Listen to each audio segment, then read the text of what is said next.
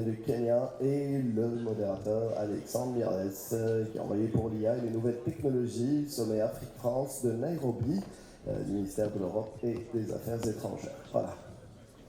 Bon, on a tout ce qu'il nous faut. Voilà, j'ai le modérateur, c'est un bon début. Ok, ils sont là dans 2 petites minutes, très très bien. Très très très très très bien. J'avais envie du coup de donner la question.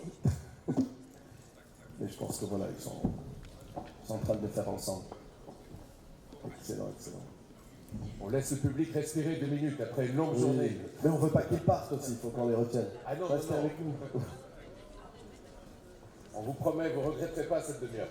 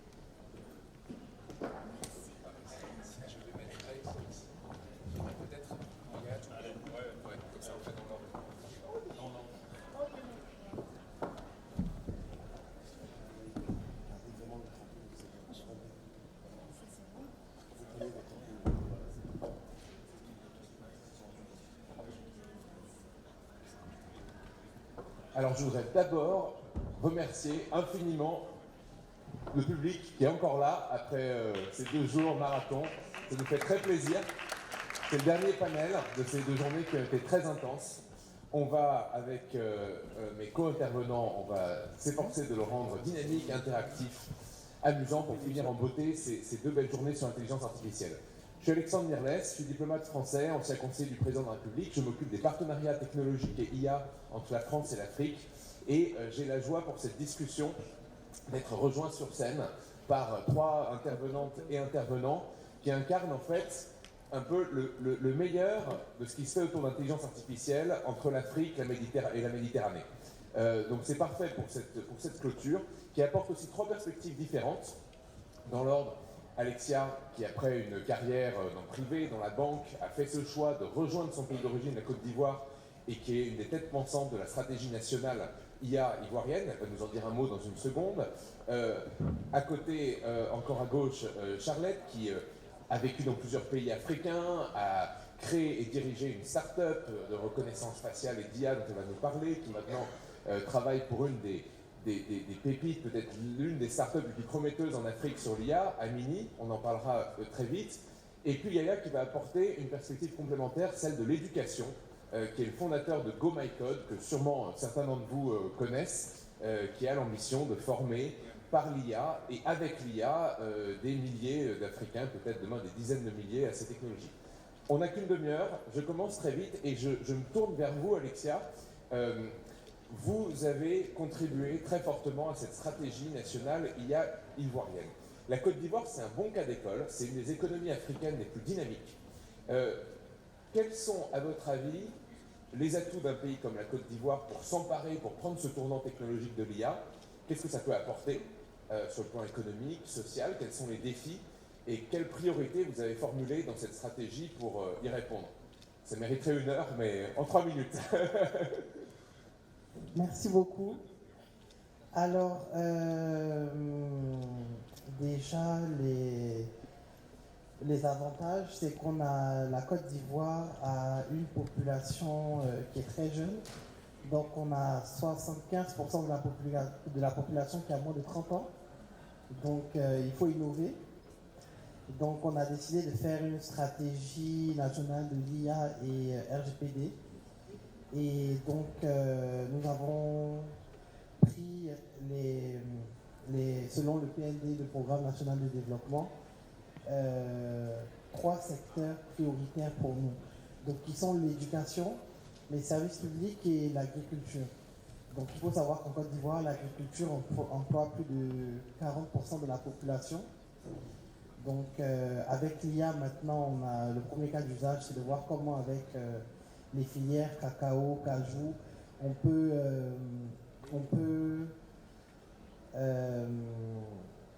comment dire ça, anticiper sur les maladies, donc pouvoir les détecter avec l'IA. On a aussi l'éducation, vu qu'on a une population qui est très jeune. On essaye d'innover, on essaye d'avoir, on essaye de briser un peu cette fracture numérique, donc de pouvoir faire des classes en ligne, donc utiliser l'IA pour les exercices, pour optimiser le calendrier des professeurs. Et pour tout ce qui est public, service public, on essaie de digitaliser nos services. On essaie de digitaliser nos services. Donc ça passe par. Donc avec l'IA, on est en train de construire notre 3e data center pour être souverain de nos données. Donc voilà, donc ça passe par ces 3 secteurs.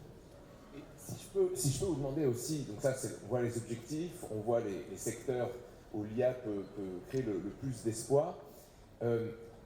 En termes de défis, qu'est-ce qu'il faut pour un pays comme la Côte d'Ivoire pour vraiment réussir ce pari que vous faites en termes de données, d'infrastructures? Où est-ce que vous comptez faire l'effort prioritaire? Alors vraiment, ce serait sur sécuriser nos données. Oui. Donc voilà, comme j'expliquais tout à l'heure à Charlotte, aujourd'hui, plusieurs pays africains sont dépendants en fait de, je ne sais pas comment dire en français, des données, voilà, de puissance de calcul, de données, d'hébergement étrangers. Donc on essaie d'être souverain de nos données, déjà parce qu'on a eu un gros problème avec des câbles sous-marins qui ont été sectionnés. Donc pendant 24 heures, on n'a pas eu Internet. Donc ça, c'est juste une anecdote pour dire que ça a impacté l'économie en un jour, sur tout ce qui est aviation, banque, etc. Donc on essaye de faire en sorte que ces incidents ne se reproduisent plus. Donc ça commence par la protection. Oui, c'était intéressant. Je voulais vous poser la question parce qu'effectivement, on en parlait avant ce panel, en discutant de nos perspectives, Côte d'Ivoire, Kenya, Tunisie, France. Je crois qu'il y a 2 thèmes qui nous réunissent, notamment celui de la souveraineté et de la résilience numérique. La souveraineté, c'est pas seulement je suis tout seul chez moi, je compte uniquement sur ma technologie, c'est impossible. C'est impossible partout. En France, 80% du cloud est aussi hébergé à l'étranger, mais on a l'aspiration à avoir la souveraineté sur certaines données et à avoir de la résilience, pas dépendre d'une seule infrastructure, d'un seul partenaire, avoir une diversité de partenariats. Ça m'amène tout de suite à la 2e intervention, parce que Amini, la start-up pour laquelle vous travaillez, Charlotte, a été partie prenante de cette stratégie, a conseillé et continue de conseiller le gouvernement ivoirien pour la mise en œuvre de cette stratégie. Et si je devais résumer la philosophie d'Amini, c'est pas moi qui le fais, c'est votre CEO, Kate Callow, qui est franco-centrafricaine, qui l'a résumé dans une interview récente au Monde, en disant, nous, ce qu'on veut chez Amini, c'est faire une IA africaine qui soit faite par des Africains pour des Africains. Est-ce que vous pouvez nous dire concrètement ce que ça signifie, cette philosophie? D'abord, merci Alexandre et bonsoir à tout le monde. Cette philosophie, comme tu l'as dit, c'est là que repose Amini, comment ça a été créé la start-up. Donc du coup, nous, on est une équipe d'ingénieurs et voilà, d'ingénieurs AI africains. Voilà, on est très diversifiés. Donc lorsqu'on parle de créer une AI au plan national, genre, voilà, une AI africaine par les Africains, ça veut dire que le process au niveau, que ce soit au niveau des données, que ce soit au niveau des solutions, répondent à des problématiques africaines. Donc, du coup, ces problématiques-là, il faut résoudre des solutions, s'assurer que ces solutions-là aussi se basent sur le contexte africain, donc en termes de données. Si vous remarquez aujourd'hui, beaucoup de solutions, de foreign solutions, ne citent pas vraiment notre marché. On en parlait, on est beaucoup consommateurs, donc consommateurs. Et aujourd'hui, il est temps de passer de consommateur à acteur. Donc, on sait que dans 5, voilà, actuellement, mais ça a commencé, tout le monde veut faire partie de cette IA, de l'économie de l'IA. On voit des opportunités. Donc, nous, en tant que start-up africaine, Amini, ce qu'on fait, c'est qu'on fournit, on fournit même le fondement de ce que l'Afrique a besoin pour avoir cette émergence en IA, pour avoir une IA qui est souveraine. Donc, ça s'assure qu'on vous fournit du compute, sovereign compute, on fournit des GPU au gouvernement. On s'assure que les solutions vont développer au plan local, que les données également sont host au plan local.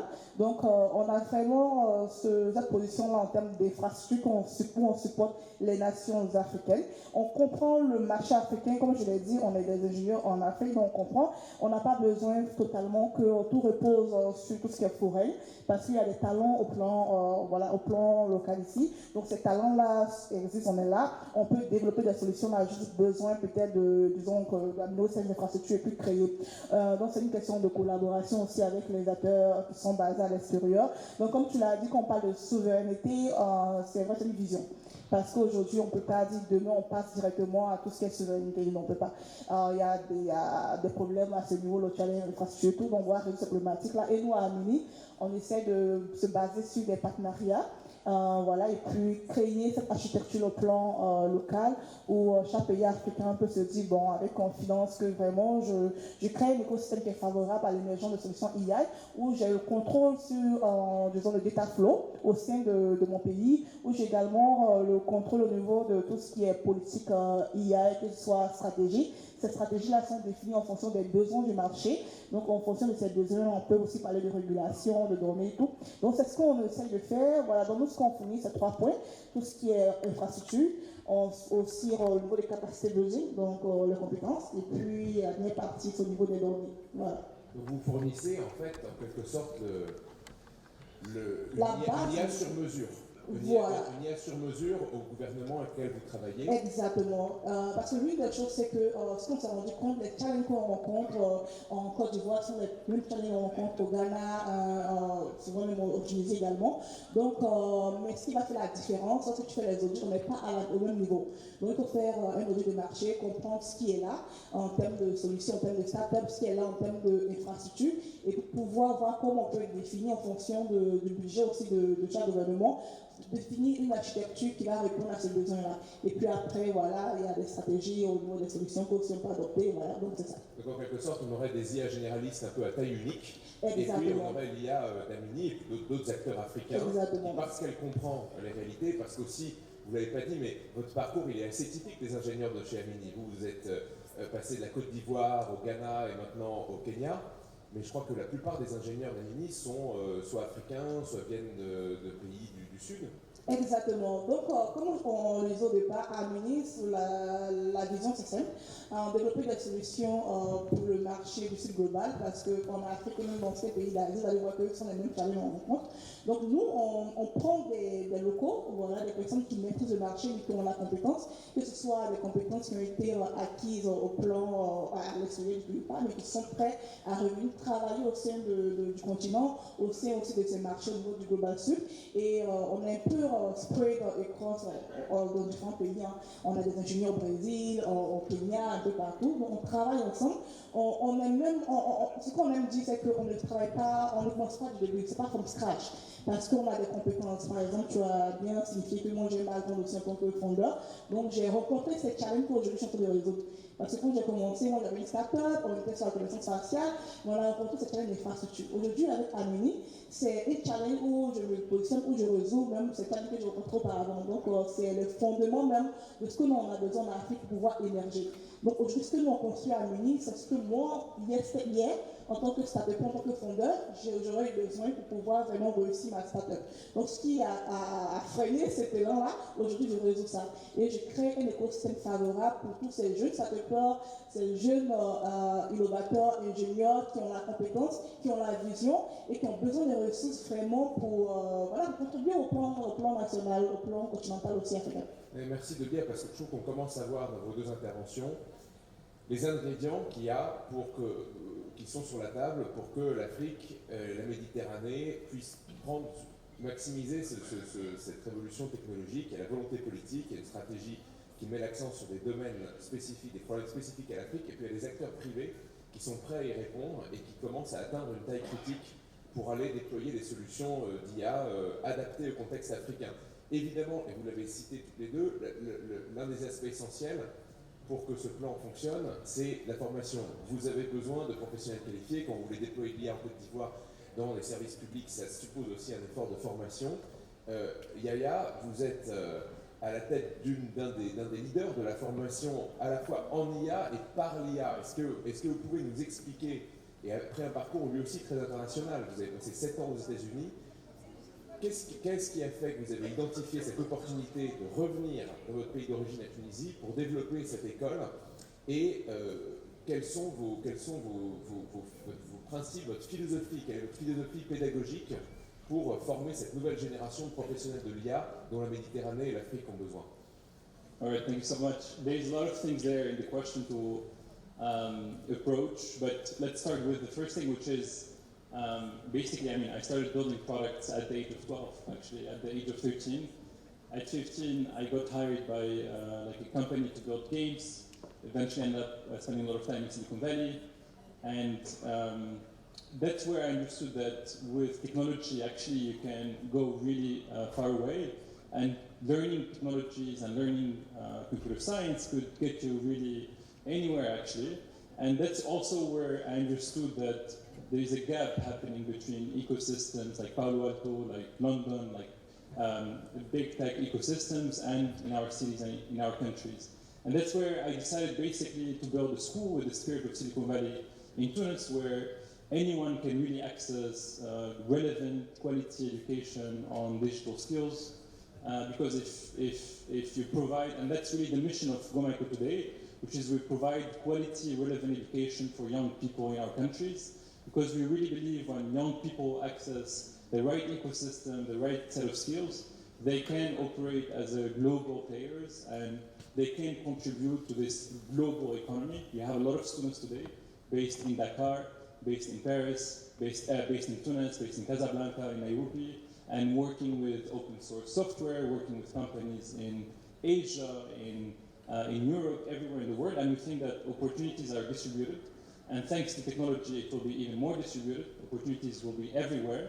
And the opportunity, I guess, and what's really exciting, what's happening with AI, is that people from our countries can be very competitive and more competitive because a software developer in Tunis can build a wave of agents that can code, design, do copywriting. They can go from coders to builders, from marketers to builders, from designers to builders. So this enabling of turning coders to builders, it's a really new idea that is really exciting.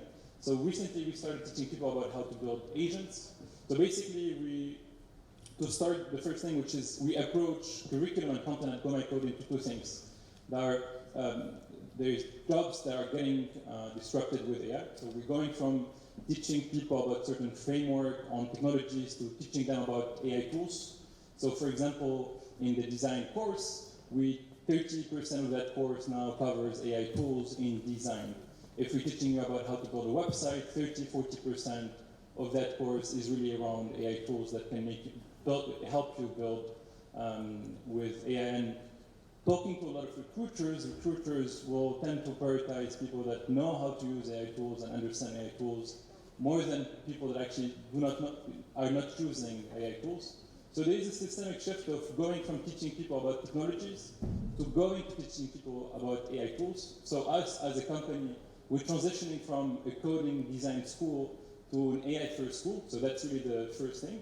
The second thing is there's a lot of new programs that we're integrating, like building your own agents, launching your own product with AI.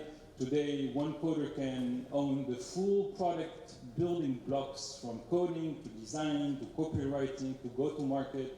So we're talking about these one-person companies today, and it's a really exciting idea for a lot of our students. And one of the courses we have is learn how to build a product with AI and launch your own startup with AI. Another product is build an agent, learn how to build an agent, can do tasks from copywriting to design to specifically depends on the case that you can study and learn how to build an agent that can answer, like do sales or can do marketing or so a lot of functions are getting replaced with these kind of agents. Justement, une petite question là-dessus, parce que quand je suis venu voir Go My Code, j'ai été frappé par une chose, qui est que beaucoup d'étudiants ont eu une vie avant l'intelligence artificielle. On fait des études de droit, de biologie, etc. Et qui viennent ensuite pour ajouter une couche d'IA à des choses qu'ils savent déjà faire.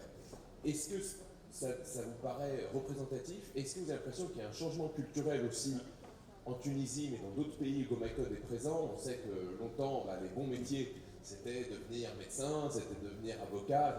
Et là, mon impression personnelle, c'est qu'en tout cas, chez les moins de 30 ans, chez la Gen Z, la technologie, l'IA, ça attire. Les gens veulent.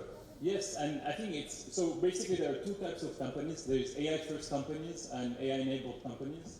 AI first, if you remove the AI component, there's no product. AI-enabled, if you remove AI, there's still a product. And any company today almost can be AI-enabled. And this is a leverage that you can use when building a product to integrate AI early on, because we go from needing like 50 people, 100 people to do tasks to now needing only 2 or 3 people. So this is a great, this is a big disruptor of like how you build and run a company. Initially, you need like a designer, a marketing, a developer. You need a full support team. Now with a lot of AI agents, actually, you can reduce your cost structure and you can really go really fast with less people, less resources. So the barrier to entry for a lot of young people in our countries is really going really low. Actually, if you go over the Go My Code website right now and try to sign up for one of the courses, you're going to end up talking to an AI salesperson that's going to try to sell you the course and present you the course. Initially, we needed an army of people in sales to try to sell the program, and that's like a major disruptor, basically, and that's a major enabler. That's why we project like Tatawin that we have in the south, where you've been in Tuzor. We think that people from anywhere, it doesn't matter where they come from, you can be based in Tuzor, you can be based in Tatawin, you can be based in Abidjan, you can be based anywhere, and really build a functional, scalable product if you have the right idea, if you have the right conviction, and if you really know how to use these AI tools. So I think it's a really exciting opportunity for young people, and I think that the Gen Z and the new generation really understands that a trajectory for them is not about just working in a company, but also about being founders and entrepreneurs. And I think in the future, we're going to have an abundance of jobs. Everyone will become a founder. Everyone will become an entrepreneur eventually, and everyone will have an army of agents building for them and doing tasks for them. And that's really how we see the future, actually. Merci pour cette vision d'avenir enthousiasmante. Il nous reste 10 minutes, je pense que ça serait bien de prendre une ou deux questions du public, s'il y en a, avant de conclure, de laisser la parole à notre maître de cérémonie. Je vous en prie. Sinon, moi, j'en ai plein. Hein. Oui. Ah. Pardon. Est-ce que... Merci beaucoup.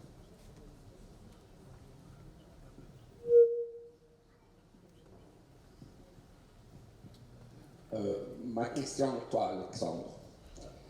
Quel IA entre l'Afrique et l'Europe? Quel IA pour la Méditerranée? Quel type d'IA? On a des IA de l'Est, de l'Ouest. À ton avis, ou ce que tu fais, où est-ce qu'on devrait s'orienter? Merci. Alors je répondrai à cette question, mais à condition qu'on y réponde tous les quatre. Parce que je pense que c'est la question qu'il faut qu'on se pose. On va avoir dans 6 mois un sommet des pays africains et de la France, auquel participeront d'ailleurs d'autres pays, pas seulement la France et les pays africains, dont le président de la République, Emmanuel Macron, a voulu qu'il soit consacré en partie à l'IA. Pas parce que c'est le sujet à la mode, pas pour être cool et dans l'air du temps, mais parce qu'on pense, en tout cas vu de France, que c'est vraiment l'un des axes, sinon l'axe majeur qu'il peut y avoir pour un partenariat avec la rive sud de la Méditerranée, avec l'Afrique dans les années qui viennent. Le constat qu'on fait, c'est qu'on est aligné sur l'essentiel.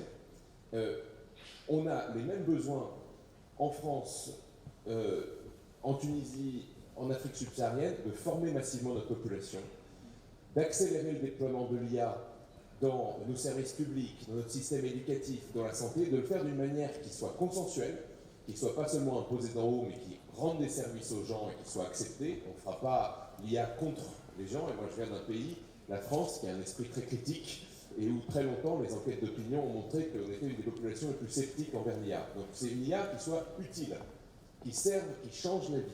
Moi je pense que le but qu'on a en commun, c'est d'avoir le ratio le plus élevé possible entre le nombre de vies transformées et la puissance de calcul qu'on utilise. On n'aura pas forcément les plus grandes capacités du monde, encore que on a entendu un discours très ambitieux, en France aussi, on veut construire des data centers, on a des acteurs comme Mistral qui montrent qu'on peut être dans la course mondiale, mais cette capacité, on veut l'utiliser au mieux pour résoudre des problèmes. Et des problèmes qu'on est les mieux placés pour les comprendre, parce qu'on a des biens humains. La France, elle est liée à la rive sud de la Méditerranée, à l'Afrique, par les diasporas. J'ai à côté de moi Alexia qui a vécu la moitié de sa vie en France, l'autre en Côte d'Ivoire, Yaga a fait des allers-retours en passant aussi par les États-Unis. Je crois qu'on a les liens humains, on a cette vision de garder un minimum de diversité, de souveraineté numérique, et surtout on a un intérêt en commun, c'est la formation.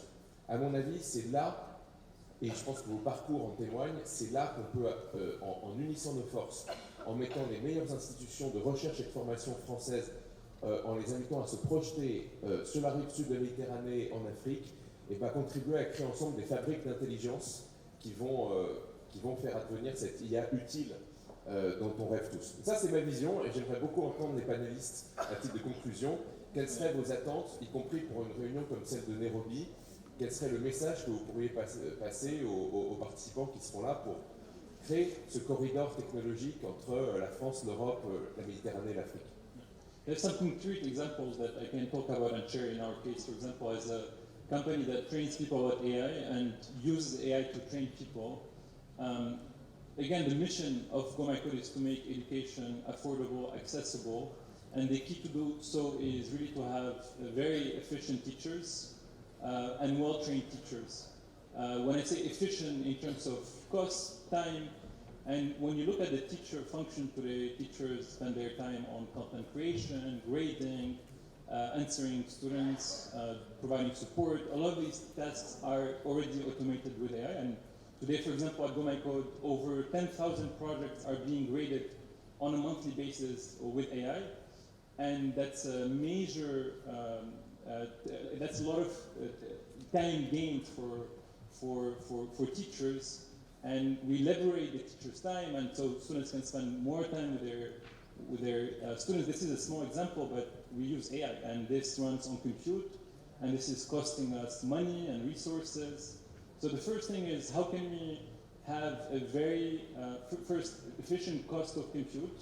So we make these computing tasks more available for the larger population. So all the schools, all the universities can use these AI tools. That's a very practical example.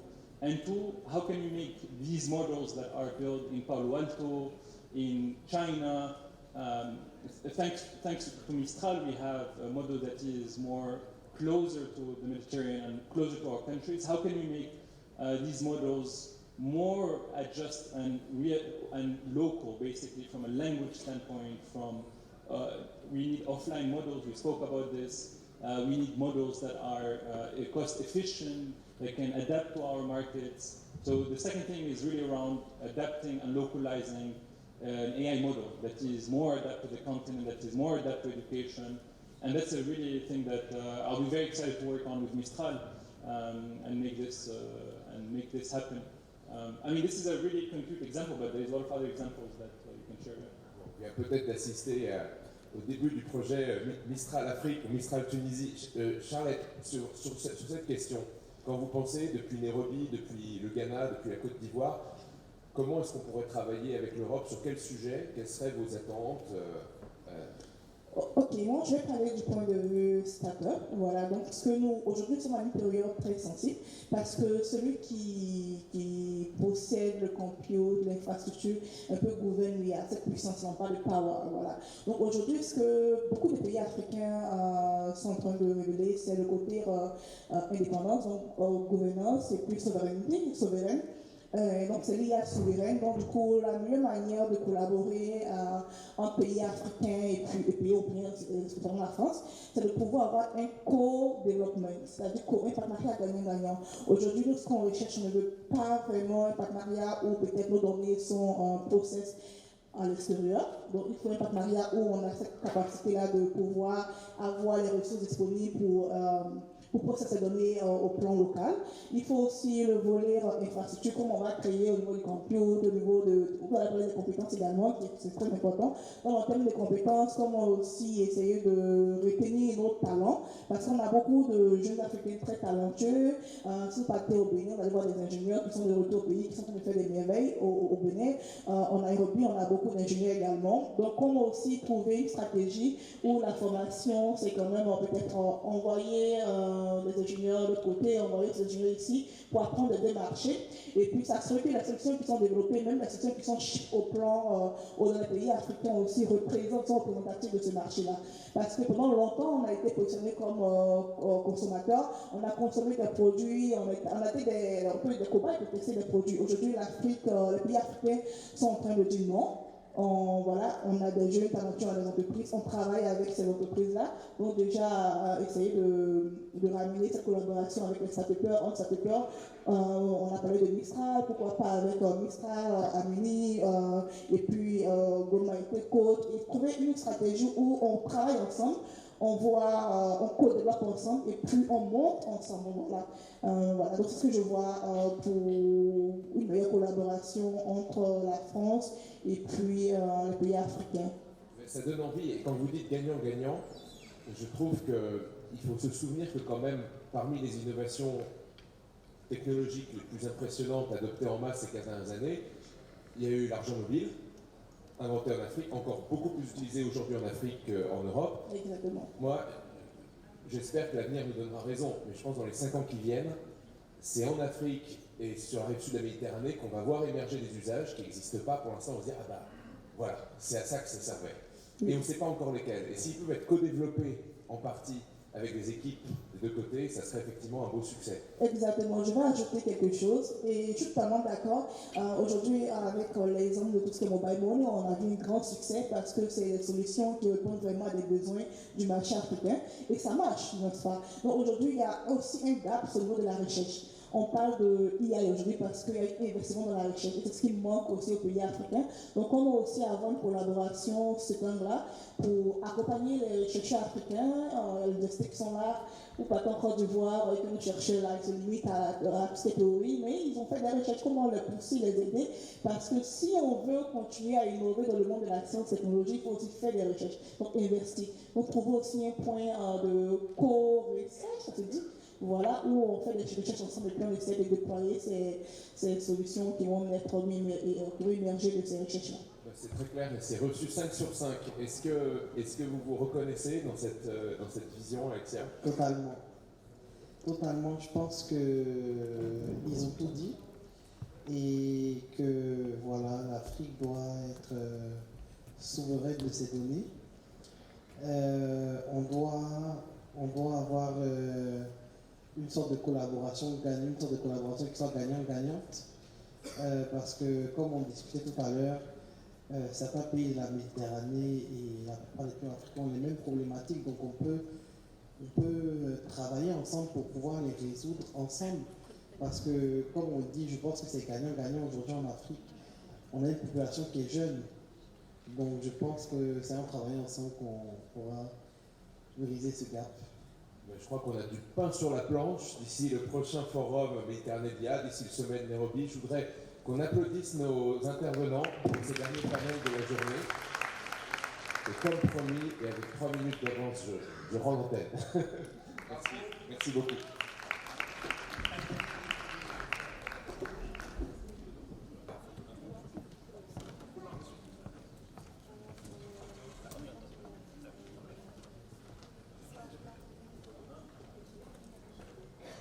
Excellent, excellent. Alors, merci beaucoup.